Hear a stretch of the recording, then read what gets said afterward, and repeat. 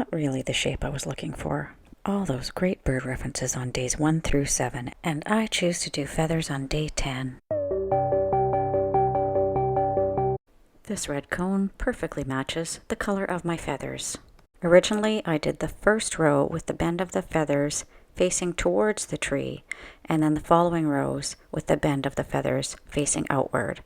Once I was finished adding feathers to my cone tree, there was too much room between the bottom of the tree and my first row of outward facing feathers. So I went back in the end and added more of the outward facing feathers to the bottom of the tree.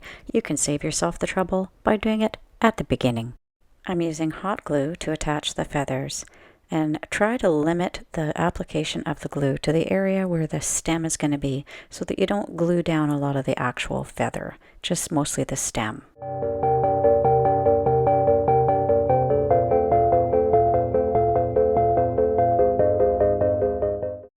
I purchased these feathers from Michaels. They came in a sealed bag, so it's difficult to know what you're going to get until you open the bag. This feather is pretty much perfect. However, you would need to pick through a lot of bags of feathers to end up with enough of these to complete your cone tree project. I found that a lot of my feathers looked like this. Not really the shape I was looking for.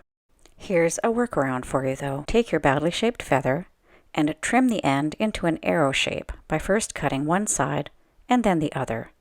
And you'll end up with this shape, which is much more desirable than this.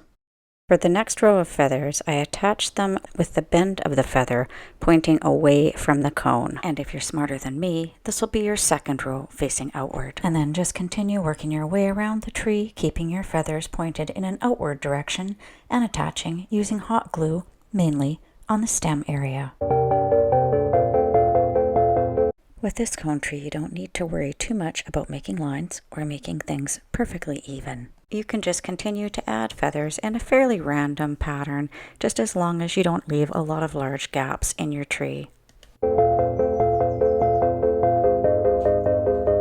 Once I got to the top of the tree, I used some of these small downy feathers and attached them in an upward facing position.